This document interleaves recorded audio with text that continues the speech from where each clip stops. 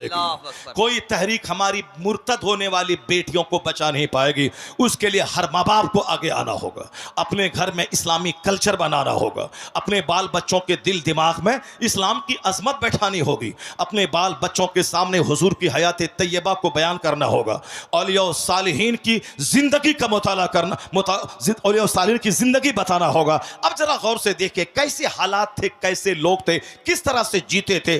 अमीर उस दौर के कैसे थे, गरीब उस अहद के कैसे थे, औरतें उस अहद की कैसी थी, मालदार उस अहद के कैसे थे। इस्लामिक हिस्ट्री का एक चैप्टर मैं खोलता हूं, जरा गौर से उसको सुनिए। उसके बाद फिर मैं आके आपको बताऊंगा कि नेता हमारा कितना झूठ बोलता है। नेता हमें डरा करके हमसे वोट लेता है। वो क्या बोलता है कि अगर तुम हमको वोट नहीं दोगे तो तुम्हारी जिंदगी खतरे में पड़ जाएगी, तुम्हारा मुस्तकबिल खतरे में पड़ जाएगा, इस्लाम खतरे में है। हम आज 50 साल से सुनते हुए आ रहे हैं, इस्लाम इज इन डेंजर, इस्लाम खतरे में है, इस्लाम खतरे में है, इस्लाम खतरे में है। जो मौलाना बोलता है इस्लाम खतरे में है, यकीन जाने कि वो मौलाना सच नहीं, वह झूठ बोल रहा है। जो नेता बोलता है इस्लाम खतरे में है, वह नेता झूठ बोलता है। ये क्यों नहीं बोलता नेता कि हमारी नेतागिरी खतरे में है, हमारी पॉलिटिक्स खतरे में है, हमारा एमपी का पोस्ट खतरे में है, हमारी पार्टी खतरे में है, या बोल मेरी पार्टी खतरे में है। हम जिस तरह से वो अपने लोगों को डराता है हमसे और हमारे खिलाफ नफरतों की आग लगाकर वो अपना वोट लेता है, उसी तरह हमारे भी कुछ लोग हैं जो शराब में डूबा हो, एक वक्त की नमाज ना पढ़ता हो, जो दिल्ली में जीतने के बाद 5 स्टार होटल में रंगरलियां मनाता हो, ये हमें आके मजहब के नाम पे हमसे वोट लेता है कि हम मुसलमान हैं, तुम हमको वोट दो। मुसलमान के नाम पे उसको वोट दिया जाएगा जो मुसलमान होगा, कंप्लीट मुसलमान होगा, जो मुस्तफा का होगा, जो कुरान हदीस का होगा, जिसको देखने के बाद लगेगा ये मुसलमान है। सिर्फ एक बिन लेबी लग गया मुसलमान है, बाकी सारा काम मुशरिकीन जैसा है, उसको वोट दिया जाएगा। वोट नहीं दोगे तो बोलेगा तुम्हें काट दिया जाएगा, तुम्हें मार दिया जाएगा। इस्लाम खतरे में है, मुसलमान खतरे में है। मैं बताऊंगा कुरान करीम क्या कहता है, मुस्तफा की हदीस क्या कहती है, और ये नेता क्या बोलता है। और झूठ बोल भी अगर बोलता है कि इस्लाम खतरे में है, वह झूठ बोलता है। कुरान करीम साफ लफ्जों में कह दिया है, युरीदून लियुत्फिउ नूरल्लाहि बिअफ़वाहिहिम वल्लाहु मुतिम्मु नूरी। अल्लाह कहता है ये मुशरिकीन, ये कुफ्फार अपने मुंह से इस्लाम का चराग बुझाना चाहते हैं, अल्लाह उस नूर को पूरा करना चाहता है। जो अल्लाह उसे पूरा करना चाहता है और ये उस नूर को बुझाना चाहते हैं। बंदों का चाहा हुआ होगा या अल्लाह का चाहा हुआ होगा, ये बंदा कमजोरी का पुतला है। बंदे की हिस्ट्री कमजोर है, इंसान की तारीख की कमजोर है। इंसान पैदा हुआ कैसे है? इंसान पैदा हुआ एक नापाक कतरे से, जिसकी इब्तदा इतनी कमजोर हो कि नापाक कतरे से पैदा हुए हों, जिसकी इब्तदा इतनी कमजोर है या बजती हुई मिट्टी से पैदा हुआ है, जिसकी बुनियाद इतनी कमजोर है कि कई बार शर्मगाहों से इसका गुजर हुआ है। बाप की रीढ़ की हड्डी और मां के सीने की हड्डी से जो कतरा निकलता है, उससे यह इंसान पैदा हुआ। यह मैं नहीं कहता, पैदा करने वाला मेरा खालिक कहता है। फलयंजुरिल इंसानु मिम्मा खुलिक़ मिम्मा इन दाफिक यखरुजु मिन बैनि सुल्बि व तराइब इन्नहु अला रजइही लक़ादिर। अल्लाह कहता है a man should consider in his creation. आदमी को अपनी पैदाइश पे गौर करना चाहिए कि वह पैदा हुआ कैसे है।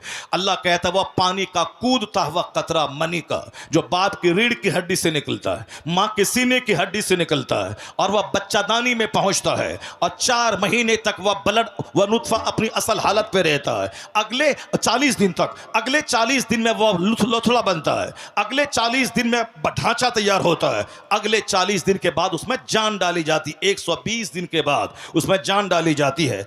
अब 40 दिन का एक पीरियड गुजरता है, पहले लुथड़ा, उसके बाद ढांचा, फिर उसके बाद उसमें जान डाली जाती है। जान डाले जाने से पहले अगर ईमानदार नेक परहेजगार मुसलमान डॉक्टर बोले अगर ये हामिला रही, हमल से रही तो इसकी जान को खतरा है, तो नेक मुत्तकी परहेजगार डॉक्टर की बात मानकर इस काते हमल एबॉर्शन हो सकता है।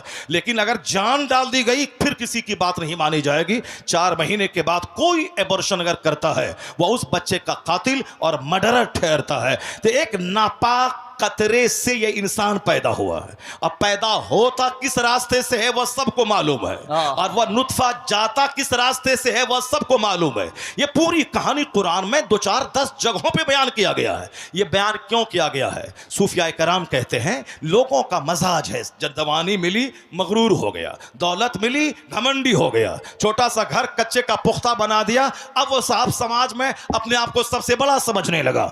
हुस्न पे मगरूर होता है बंदा, मकान पे मगरूर होता है बंदा, थोड़ी शोहरत मिल गई उसमें मगरूर होता है बंदा, ताकत जवानी मिली उसमें मगरूर होता है। यह गुरूर तो उसे तबाह कर देगा। यह गुरूर तो समाज में नफरतों की आग लगा दिया है। आज समाज में हर आदमी तन्हा महसूस करता है, क्योंकि हर आदमी अपने आप को दूसरों से बड़ा समझता है। गुरूर की वजह से कोई किसी के घर नहीं जाता है। तो हर आदमी ईद के दिन अपने घर में बिल्कुल भैंस बन के बैठा रहता है, पहल करके नहीं जाता, मुंतजिर रहता है कि वो मेरे घर में आए। अब वह भी मुंतजिर रहता है कि यह मेरे घर में जाए। ना वो आता है ना यह जाता है, दोनों अपनी सेवई खुद खाते हैं और मोहब्बतों से महरूम रहते हैं। मोहब्बत वहां नहीं होती जहां इंतजार किया जाता है, मोहब्बत वहां होती है जहां खुद से पहल की जाती है। बंदा खुद से पहल करे, मुंतजिर ना रहे कि वह सलाम करेगा, बल्कि खुद से सलाम में पहल करे। इंतजार ना करे कि वह मेरे घर में आएगा, पहल करके यह खुद उसके घर में चला जाए। वह सारी कैफियतें जब थी तो गुर्बत में भी राहत का मजा मिलता था, और आज सब मकान बना रहे हैं और सबका दिल उजड़ रहा है, सबका चेहरा उजड़ रहा है, समाज नफरतों की आग में जलता चला जा रहा है। आका ने कहा था ला तदखुलूनल जन्नत हत्ता तुमिनू, जन्नत नहीं जाओगे जब तक कि मोमिन न बन जाओ। वला तुमिनू हत्ता तहाब्बू, मोमिन नहीं बनोगे जब तक कि आपस में एक दूसरे से मोहब्बत न करो। मोहब्बत करना मोमिन बने रहने के लिए जरूरी है। अपने पड़ोसी से मोहब्बत जरूरी है ईमान बचाने के लिए, अपने रिश्तेदारों से सिले रहमी जरूरी है ईमान बचाने के लिए, अपने गांव के गरीबों से मोहब्बत जरूरी है ईमान बचाने के लिए, और मालदारों को गरीबों से, गरीबों को मालदारों से मोहब्बत जरूरी है ईमान बचाने के लिए। नफ्स के बहकाव में न आए, शैतान के बहकाव में न आए, और घमंडी ना बने, घमंड चकनाचूर कर देगा।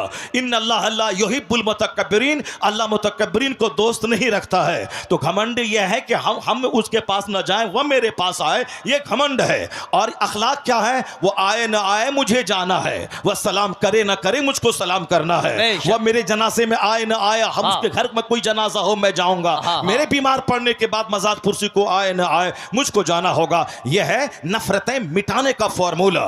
जब बंदा 10 बार सलाम करेगा सामने वाले को, तो सामने वाला जरूर 11वीं बार सलाम में पहल करना चाहेगा, क्योंकि अखलाक आदमी के दिल को मुसक्कर कर लेता है, और यही अखलाक की मोहम्मदी है। और यहां नफरतों में जीते हैं कि साहब शौहर बीवी को सलाम करेगा, बीवी कहती है हम कम हैं क्या हम शौहर को सलाम करें, हम क्यों करें, हम उससे कम हैं क्या, हम सलाम करेंगे तो वो समझेगा ये हमसे डर गई है, ये डरती है हमसे सलाम, डरती है इसे बार बार सलाम करती है, ये बोलती है शौहर समझेगा ये डर रही है। और शौहर सोचता हम सलाम करेंगे तो वो बोलेगा कि शौहर डर रहा है, ये साहब हम उससे डर रहे हैं, ये हमको सलाम कर रहा है। ये दोनों भी एक दूसरे से दूरियां बना रहे हैं, एक दूसरे पर एतमाद खत्म हो रहा है। मोहब्बत का तरीका ये नहीं है। जब नफ्स की मानेंगे तो नफरत फैलेगी, अदावत फैलेगी, लेकिन जब निगाहों के सामने मुस्तफा को ले आएंगे तो नफरतों का खात्मा होगा, मोहब्बत बढ़ जाएगी। अब सिर्फ ये कहें मैं शेखुल हदीस हूं तो क्या हुआ, मैं शौहर हूं तो क्या हुआ, मैं मालदार हूं तो क्या हुआ, मुस्तफा से बड़ा कौन है दुनिया में? वही जाने ईमान वो है, असली ईमान वो है, रूह ईमान वो है, कंज़े ईमान वो है। होते कहां खलीलो बिना काबा मेना, लौलाक वाले साहिबी ये सब तुम्हारे घर की है। कहां हमें दीन मिलता, कहां हमें कुरान मिलता, कहां खुदा की पहचान मिलती। ये सारी नेमतें मुस्तफा के सदक़े में मिली हैं। तो हुजूर को मॉडल मुस्तफा अल्लाह ने हमारे लिए बनाया है। नफ्स की मानेंगे तो गुरूर पैदा होगा, नफ्स की मानेंगे मियाँ बीवी में दूरियां पैदा होंगी, नफ्स की मानेंगे तो छोटे और बड़े में दूरियां पैदा होंगी। अगर मुस्तफा की मान गए, मुस्तफा को सामने ले आए तो सामने ही आएगा हम बड़े या मुस्तफा बड़े। मुस्तफा रास्ते से गुजरते थे तो बच्चों को सलाम करते थे, छोटों को सलाम करते थे। जब हुजूर का कैरेक्टर सामने आएगा तो घमंड मिटेगा, सलाम में पहल और आगाज शुरू हो जाएगा। अगर हम ये सोचे कि हम अपनी बीवी को सलाम क्यों करें, महर की रकम मैं देता हूं, मैं अपने घर में उसको रखता हूं, मैं नान नफका का इंतजाम मैं करता हूं, अगर ये बातें सोचेगा तो फिर वहां घमंड काम करेगा। लेकिन जैसे ही सोच ले मैं बड़ा या मेरे मुस्तफा बड़े, मुस्तफा जब घर में आते थे तो सलाम में अपनी बीवियों को पहल फरमाते थे, अपनी बीवियों को सलाम करते थे। सरकार छोटे बच्चों को सलाम करते थे। सहाबे कराम तो जान हथेली पे लेकर मुस्तफ़ा पे कुर्बान होना चाहते थे, लेकिन हुजूर उनको सलाम करने का मौका नहीं देते थे, सलाम में पहल फरमाते थे। यही हुजूर की अदाएं थी जो अरब के उन अल्हड़ों को मुसख्खर कर लिया, अरब के उन बदुओं को सिविलाइजेशन और कल्चर के ऊंचे मेयार पे फाइज कर दिया। जो जंगली थे, जो वहशी थे, हुजूर के अखलाक ने उसे torch bearer of civilisation and culture बना दिया कि खुद न थे जो राह पे, औरों के हादी बन गए। क्या नजर थी जिसने मुर्दों को मसीहा कर दिया। उन अरब के मुर्दों को मसीहा किसने बनाया? ये हुजूर के अखलाक ने उनके दिलों को जीत लिया। तो आका फरमाते हैं कि तुम जन्नत नहीं जाओगे जब तक कि मोमिन न बन जाओ, मोमिन नहीं बनोगे जब तक कि आपस में एक दूसरे से मोहब्बत ना करो। और आका फरमाते हैं अवला अदुल्लुकुम अला शैइन इज़ा फ़अलतुम तहाबबतुम अफ़शु सलाम बैनकुम। आका कहते हैं एक नुस्खा बताता हूं जिससे आपस की कुदूरतें मिटेंगी, अदावतें मिटेंगी, मोहब्बत बढ़ेगी। आका कहते हैं एक काम करना, उसको अपने बिल्कुल फैला देना, उस नुस्खे को सीने दिल से लगा लेना। उस नुस्खे को अगर तुमने लगा लिया तो मोहब्बत बढ़ेगी, नफरत घटेगी। आका फरमाते हैं अफ़शु सलाम बैनकुम, आपस में सलाम को फैला दो, आपस में सलाम को फैला दो। बड़ा छोटे को, छोटा बड़ा को, शौहर बीवी को, बीवी शौहर को, पड़ोसी पड़ोसी को, इमाम मुक्तदी को, मुक्तदी इमाम को, छोटा बड़े को, बड़ा छोटे को, जो भी साहिबे ईमान मिले खूब सलाम कर आपस में मोहब्बत पैदा हो जाएगी, आपस में दूरियां घटेंगी, मोहब्बतों का माहौल पैदा होगा। तो मोहब्बतों को पैदा करने के लिए घमंड का पुतला नहीं बनना है, बल्कि आजिज़ी और खाकसारी की तस्वीर बन जानी है। जब कोई निशानदेही करे कि आप ये गलत कर रहे हैं, घमंड का पुतला नहीं बनना है, बल्कि फौरी तौर पर एक्सेप्ट कर लेना है कि हाँ हमसे ये खता हुई है, अब अपनी खता की दुरुस्तगी कर लेनी, इस्लाह कर लेनी है। मगरूर हमेशा जलील होता है और आजिज़ व खाकसार हमेशा सुरखरू होता है। अल्लाह के रसूल कहते हैं जो अपने मन में बड़ा बनता है, अल्लाह उसे लोगों की निगाहों में खिंजीर और कुत्ते से बदतर बना देता है। अल्लाह के रसूल कहते हैं मन तवाज़ा लिल्लाहि रफ़अहुल्लाह, जो अल्लाह के लिए नरमी इख्तियार करता है, तवाज़ो इख्तियार करता है, झुक जाता है, अल्लाह उसे बुलंद कर देता है। अब वो अपनी निगाह में तो छोटा होता है, लेकिन लोगों की निगाहों में अल्लाह उसे मुअज़्ज़म और मोहतरम बना देता है। और जो अपने मन में बड़ा बनता है कि मेरा घर, मेरी बिल्डिंग, मेरी गाड़ी, मेरी बीवी, मेरी बेटी, मेरा दामाद, मेरा नौकर, मेरा चाकर, मेरी नौकरी, मेरी फैक्ट्री, मेरी मुलाजमत, मेरा मॉल, मेरा मार्केटिंग कॉम्प्लेक्स, मेरा मेरा मेरा मैं जो करता रहता है, तो अपने मन में तो बड़ा बनता है कि मेरे से अच्छा गांव में कौन खाता होगा, मेरे से अच्छा गांव में किसके घर में टाइल्स लगा होगा, मेरे से अच्छा ग्रेनाइट कौन लगाया होगा, मेरे से अच्छी गाड़ी कौन चलता होगा। मैं तो हुजूर क्या कहते हैं कि जो अपने मन में बड़ा बनता है, अल्लाह उसे फी आयुनी नास, in the eyes of people, लोगों की निगाहों में उसे खिंजीर और कुत्ते से बदतर बना देता है। लोगों की निगाहों में अल्लाह उसे खिंजीर और कुत्ते से बदतर बना देता है। इसलिए एक कौम मुस्लिम कुफ्फारो मुशरिकीन की सोसाइटी से अपने समाज को, वहां से स्पिरिट मत ले, वहां से डार्कनेस मत ले, वहां से अंधेरा मत ले, बल्कि अपने समाज को उज्जवल कर, अपने समाज को रोशन कर, अपना सारा गुरूर मिटा दे, अपना सारा घमंड मिटा दे, अपने दिल में पैदा हो नफ्स की सारी शरारत मिटा दे, मुस्तफा को मान ले, मुस्तफा की बात मान ले। तेरे घर में मोहब्बत का माहौल, समाज में मोहब्बत का माहौल, सोसाइटी में मोहब्बत का माहौल, फूस के घर में रहेगा, मोहब्बत की जन्नत में रहेगा। नारे तकबीर, नारे रिसालत, मज़हबे इस्लाम। वरना मकान तो सब बना रहा है, गाड़ियां तो सब खरीद रहा है, इस कदर सस्ता है मकान कि जो तेरे घर में गाय चराता था वह तुझसे अच्छा घर बना रहा है। जो तेरे बाप दादा के घर में, जिसको अपनी जबान में कहते हैं बाप की गोड़ी में, जो बैल के लिए घास काटता था, आज वो बुलेट पे चल रहा है, 7 लाख के बुलेट पे। क्या रहा? ये दुनिया जलील है, जलीलों को ज्यादा दी जाती है। यह दुनिया की वजह से किसी को इज्जत नहीं दी जाएगी, क्योंकि आज दुनिया इतनी सस्ती हो गई है। यह दुनिया मुशरिकों और कुफ्फार को ज्यादा दी जा रही है। अगर कुरान पढ़ लिए होते तो कभी गरीबी का शिकवा न कर दे, और कभी किसी मालदार कुफ्फार और मुशरिकीन को देखकर अपने ईमान का सौदा नहीं करते। अपने बाल बच्चों को बताएं कि कुरान में अल्लाह ने कहा है, ज़ुय्यना लिल्लज़ीना कफ़रुल हयातुद दुनिया व यस्खरून मिनल लज़ीना आमनू वल्लज़ीना तक़ौ फ़ौक़हुम यौमल क़यामा। अल्लाह कहता है दुनिया की जिंदगी कुफ्फारों मुशरिकीन के लिए सजा दी गई है। The life of this world has been decorated for disbeliever। इस दुनिया की जिंदगी जो अल्लाह को नहीं मानता है, जो मुशरिक है, उसके लिए अल्लाह ने दुनिया की जिंदगी सजा दी है। दौलतों से, सेहत से, तंदुरुस्ती से, खूबसूरती से, हुस्नो जमाल से खूब सजा दिया है। वयस्खरून मिनल लज़ीना आमनू, और ये कुफ्फार और मुशरिकीन मुसलमानों को देखकर हंसते हैं, साहिब ईमान को देखकर हंसते हैं। इनकी गुर्बत का मजाक उड़ाते हैं, इनके कच्चे घर का मजाक उड़ाते हैं, इनके कसरत से बच्चा पैदा करने वाले सिस्टम का मजाक उड़ाते हैं, इनके बाल बच्चों के जाहिल होने का मजाक उड़ाते हैं, इनके मदरसों, इनकी मस्जिदों का मजाक उड़ाते हैं। ये नमाज लेके रह गया, दुनिया आसमान पे पहुंच गई, लोग चांद पे पहुंच गए, ये नमाज लेके बैठ गया। ये दिलों को तकलीफ देने वाली बातें हर कदम कदम पे मुशरिकीन कर रहे हैं, ताकि हमको इस कदर अंदर से तोड़ दे कि इसका मोह इस्लाम से भंग हो जाए, इनके दिल में जो मुस्तफ़ा की मोहब्बत है वो निकल जाए, इस जो इस्लाम की खातिर जान देना चाहता है ये क्वालिटीज़ के अंदर से ख़त्म हो जाए। इसलिए बार बार ये हमारे पैगंबर के ख़िलाफ़, बार बार हमारी मस्जिदों के ख़िलाफ़, बार बार हमारे मदरसों के ख़िलाफ़, क्या अमेरिका, क्या जापान, क्या चाइना, क्या डेनमार्क जैसे मुल्क के सरबराह लोग कुरान पाक को जला के क्या हासिल करना चाहते हैं, कुरान पाक को टॉयलेट रूम में डाल के क्या हासिल करना चाहते हैं। कुरान पाक तो एक किताब है, fountain of knowledge and wisdom है, वो अल्लाह की किताब है। उसमें तो अखलाक की, मुरव्वत की, एहसान की, फ्रेटर्निटी की, ब्रदरहुड की, इक्वालिटी की, मुसावात की, लव की, पीस की बातें हो रही हैं, मगर ये उस किताब को जला के क्या हासिल करना चाहता है।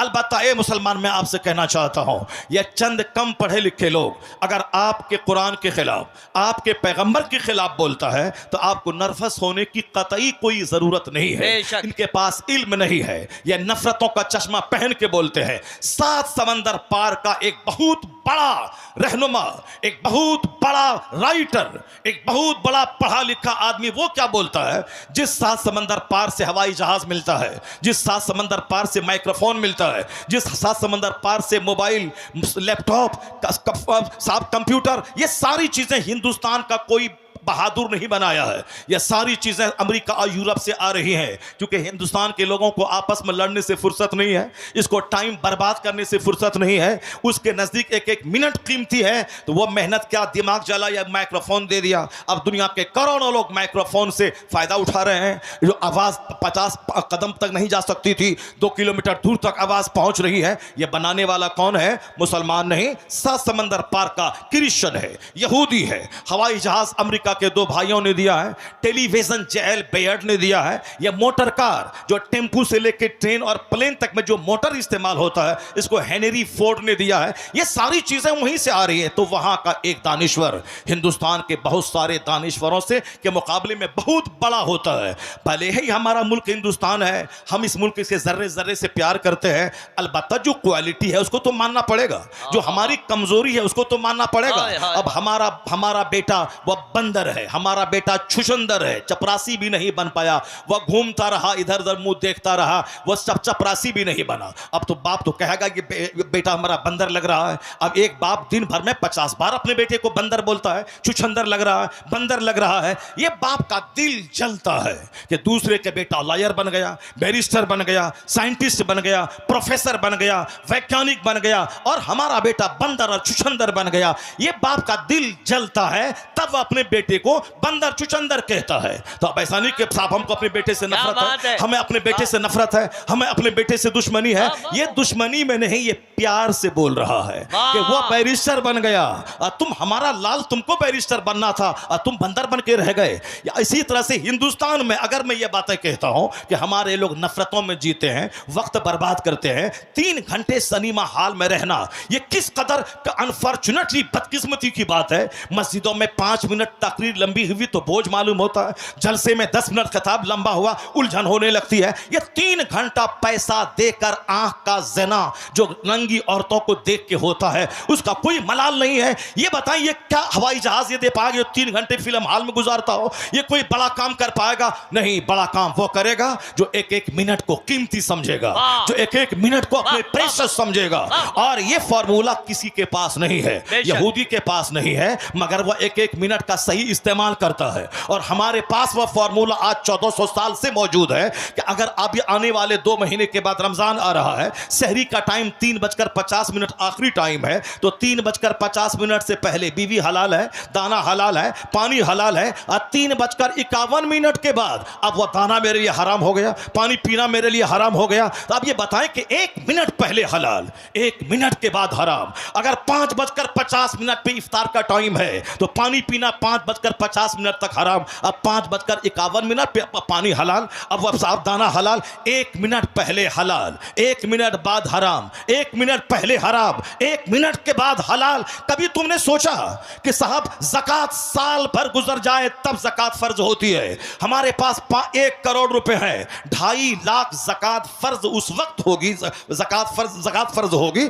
जब उस पे हौलाने हौल यानी साल गुजर जाए। अगर साल गुजरने से 4 दिन पहले मैंने सारा माल मैंने बिजनेस में लगा, सारा माल से मैंने जमीन खरीद ली, घर में लगा दिया, नहीं है ज़कात फर्ज। साल गुजरे तो ज़कात फर्ज है। कोई साल के 364 दिन अरफात के मैदान में बैठ जाए, उस पर वो हज नहीं होगा। हज होगा जिलहिज्जा की 9 तारीख को। हालत एहराम में कोई अरफात के मैदान से गुजर जाए हालत बेहोशी में भी वो हाजी कहला जाएगा। तो हाजी होगा कब? हालत एहराम में जिलहिज्जा की 9 तारीख को जो मैदान अरफात में रहे। तो 364 दिन रहा और उस दिन नहीं रहा तो हाजी नहीं होगा। तो जगह जगह का फर्क है, वक्त वक्त का फर्क है। एक एक मिनट हमारे लिए कीमती है। जिसके नजदीक 1 मिनट कीमती हो वो बंदा 3-3 घंटे सिनेमा हॉल में गुजारेगा।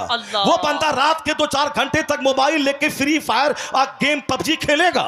इसका मतलब है ये कभी हवाई जहाज जैसी चीज दुनिया को नहीं दे पाएगा। जिस मजहब में एक एक मिनट कीमती हो, उस मजहब का मानने वाला अगर वक्त की कदर करे, एक एक मिनट को महत्वपूर्ण समझे और जिंदगी के एक एक लम्हात का सही इस्तेमाल करे, यहूदो नसारा तरक्की के फील्ड में इससे पीछे रहेगा, सबसे आगे मुस्तफा का गुलाम रहेगा। ये वक्त की कदर का इनाम भी मिलेगा, मुस्तफा की रहमतुल लिल आलमीन की खैरात भी मिलेगी। उसके पास मेहनत है, रहमत नहीं है। मेरे पास जब मेहनत आ जाए, मुस्तफा की रहमत रहेगी, कामयाबी कदम चूमेगी, कामयाबी कदम चूमेगी। हमारे पास स्ट्रगल नहीं है, हमारे पास मेहनत नहीं है, हमारे पास